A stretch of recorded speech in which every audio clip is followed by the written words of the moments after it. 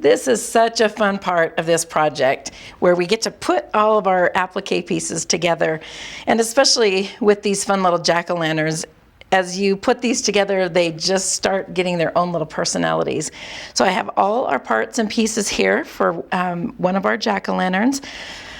And I have put this on top of the applique pressing sheet. So remember that this is going to allow us to press on top of this, and we won't lose our fusing. So let's start by building this little guy. Give him some eyeballs. And this is really fun because you could do a more traditional jack-o'-lantern, you know, where they have the little triangle eyes or the little jaggedy mouth. I mean, so just really have fun with this part.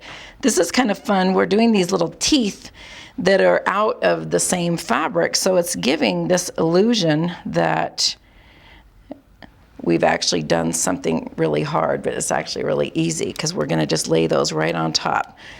And then let's put some little eyeballs on it. Now the eyeballs are the best part because you can give him cross-eyed, you can make him looking over at his buddy. So this is really fun. This is a fun part where you can play with these little eyes and give them some nice personality. Now, one thing I wanted to note on these little teeth, because they're going over the top of this smile part that is the turned applique, I'm putting that raw edge of our little tooth just kind of right over the edge of that little white mouth part. And now I've got the big iron here that's going to have a little bit of steam to it. The steam is just going to help to activate all of our fusing here. And again, it's on top of the applique pressing sheet with everything facing down. I like how my little guy looks. And then I like to kind of hover with some steam. And then we're just going to hold that in place for 1, 2, 3, 4, 5 seconds. And then just kind of move it to another spot. Now the steam is not going to go through this, so don't be alarmed if it feels a little bubbly. But see how that's going to fuse everything down. We can peel that right up. We haven't lost any of our fusing on our jack-o'-lantern. Isn't he fun? Fun little personality. Okay, so we're going to take the applique pressing sheet away. We have all of our background all pieced and ready to go. I'm going to set that up, move that out of the way for a minute. Okay, so now you could probably easily just lay the jack-o'-lanterns down just how, without doing any kind of marking. But just for the sake of symmetry, I am going to fold this in half, the whole background piece. Just fold it in half. And then with the iron, I'm just giving myself a little crease here. It's just going to show me basically where the center of our project is. And so we can keep our little jack-o'-lanterns fairly centered. So you can see this little crease from the iron. And we're going to put our tall guy in the middle. And I'm going to just eyeball where I'm putting these. But I do want to keep in mind that I'm going to have some vines going around and doing some things. So I might bring them a little bit more towards the bottom of this background piece. So the other thing that's kind of fun with this too is that if you want, these can overlap a little bit. Let's put this little guy over here. I mean, you can put them right next to each other. And again, your placement can be kind of fun and whimsical, just however we like them to be. We'll have this guy overlap just a little bit. He's kind of leaning in. They look like they're telling a good joke. Okay, so now I've got the pumpkins laid down, and now I'm going to put the stems. Now remember our stems, we did the turned applique, and because we turned this inside out, the bottom part is not sewn. Now the end of this stem is a little bit extra long, so you can trim it off a little bit if you want, or just tuck it underneath there. And this one's kind of long, so I'm just going to trim that off a little bit. But you are going to want to make sure that it's tucked underneath our pumpkin. And let's do this little guy. So fun. Isn't that fun? Okay, so these are all in place. The other thing I can kind of double check is how far away from my edges. And I'm going to just go this way a tiny bit with this guy. But again, because I'm adding vines and leaves, it doesn't really matter if this is perfectly symmetrical. It's just as long as it's pleasing to the eye and you like how it looks. So once all these are down where you like them, again, I'm going to bring this iron in, hover over that a little bit with some steam. You're not going to be ironing this. You're just going to hold and press for a good 3 to 4 seconds. You can hit the steam, give it a little extra steam, and you're just going to carefully kind of move that around. So it's really nice when you can do all this placement right on top of your pressing surface.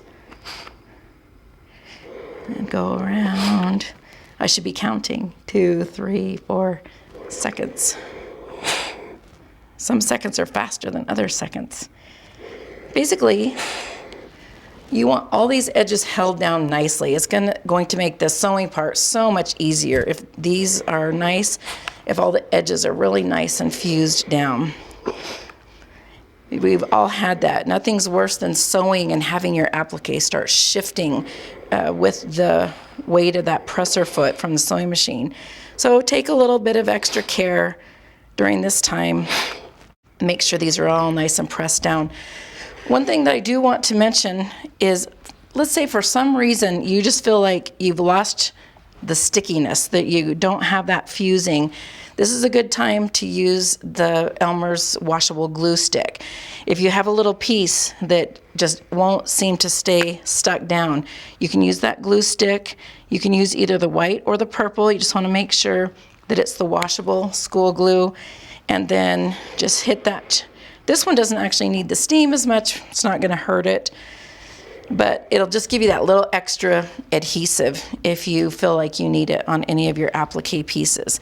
Okay, now these are all down and in place, and the next thing we're going to do is this vine. Now, we made our bias vines, and I want to show you a really fun way to get some really great curves and movement with bias vines.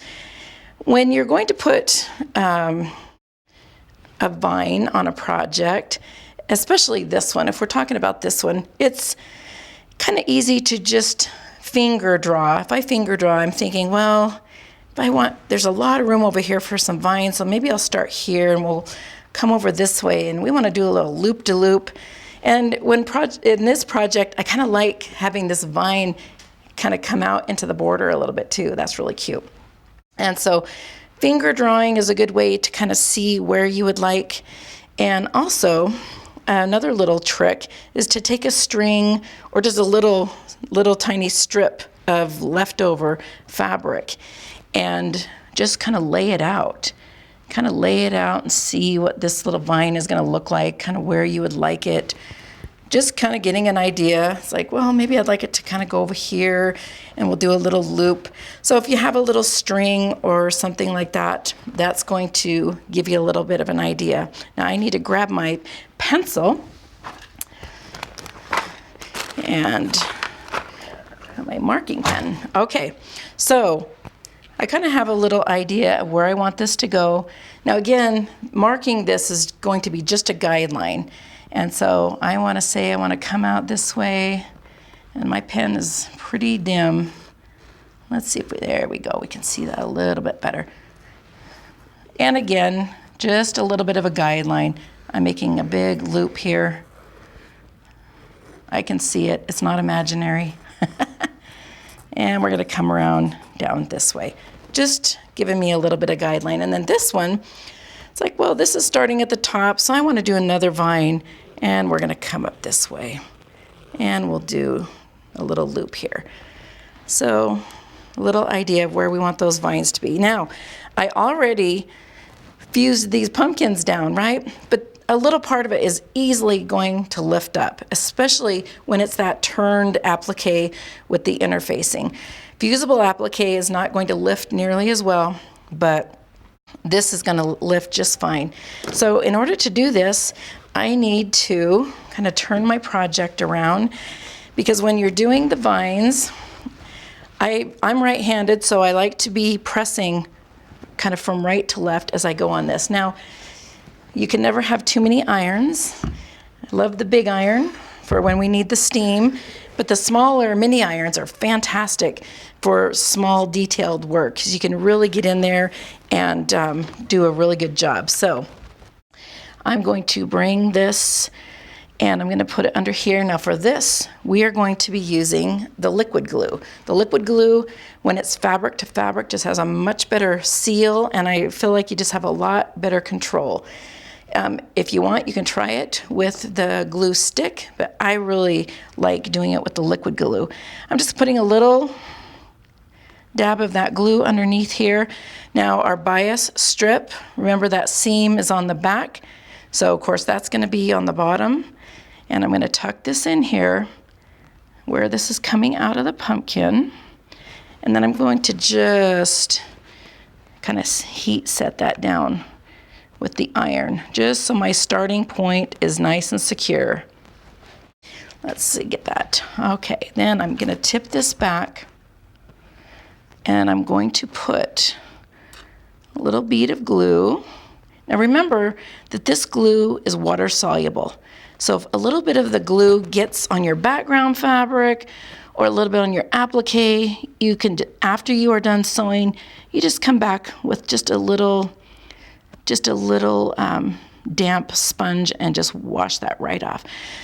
So you can start out by just doing a little bit of it, a little bit at a time. I usually do about 6 or 8 inches of the vine with some glue, and then I'm going to just, again, take note of where it is I'm wanting to go with this vine. And so as I am gluing this down, I am turning this bias. You see how the important thing is that we are getting both sides glued down.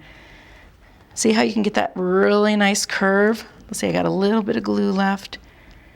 So you're going to go just to that point. See, that's really nice and glued down. We got that nice curve, so we're going to flip this back. And let's add a little bit more glue. So I really like this little small tip, so we're not getting lots of big globby glue down. Okay, so now I'm going to, that was my pen, so we're going to come down here, and then we're going to start to come up in a little loop. So keep that iron pressed on there. Now if you need to stop and turn your project, like I need to right now, then that's a good idea. It'll make it a lot easier if you just stop, turn your project so that you're not trying to wrench your arm all the way around. So let's scoot this way, bring this iron back. Now the pen that I used is a air-soluble purple pen, and so it, with the heat, it kind of gets a little bit activated, but that'll go away. So you really want to take your time and heat set this down well. See how nice those edges are, really nice and smooth. Your bias vine is really nice and flat. This is going to make your sewing part so much easier. All right, so now we're going to come around and we're going to make a little loop in this area, or a good size loop. So we're going to lean back, bring this back, and put our glue on the edge. If that glue kind of beads up, then I just kind of run that tip along it, just so we have the glue along that edge. I'm going to go a little bit longer here to see if we can get a little bit further through that little loop. So now we're going to come down this way. And this is really fun because if you keep that iron on this as you turn it, see how nice of a curve you can get? It's just fun. Just fun to do. All right, a little bit more. We're going to have our little loop-de-loop here. I like to have the iron on its hottest setting, and on this we're not using any steam. It's just a nice hot dry iron. A little bit more. All right, let's see if we can make this loop-de-loop. We're going to come around and curve. I'm going to make that, let's make that a little bit tighter as we're going around. I'm just going to hold that iron down a little bit to get that nice and heat set. Okay, we're doing good. One thing that I do want to mention, remember that we made a bias strip that was about 3/8 of an inch wide. If you make a bias strip that's wider than that, it's going to be a little harder to get the curves. And then on the other hand, if you do a bias strip that's smaller, you can do a lot tighter curves really easily. So I'm turning this around again. So I just want to get this angle right. And let's see if we can come around this corner. Hold that down, heat set as we go. Let's see if I'm out of glue. Nope, we still have some glue left. Let's get that nice little, see we can, this is what's nice. See how that bias will do it nice. You don't need to stretch it or pull it, just slightly. There we go. We are close. All right, let's do this a little bit more. I mean, you can just do some really great applique designs with these vines. It's really pretty on borders of a quilt. I love row quilts. This is a really fun way to make some pretty row quilts is by adding a row of applique with a pretty vine. There, we're going to come down around this way. Just hold that. Just going to hold that and heat set it. I think we're out of glue. Isn't that fun?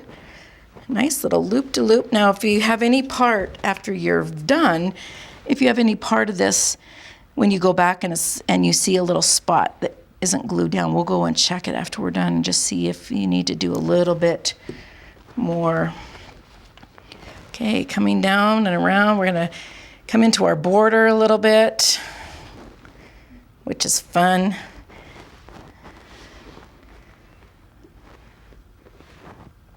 Almost there. One more. We're going to come about down to here. So we'll do one more line of glue. See how steady or unsteady my hand is. Curve around. And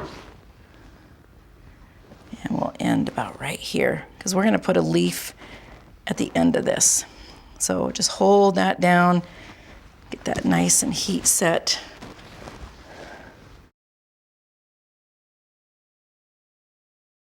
Okay, that is as far as we're going to go. I'm going to just snip that off.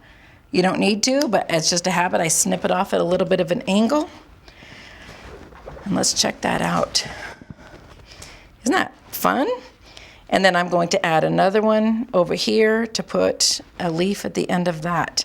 So now for the leaves, remember we created our leaves using the heat and bond. So these are raw edge.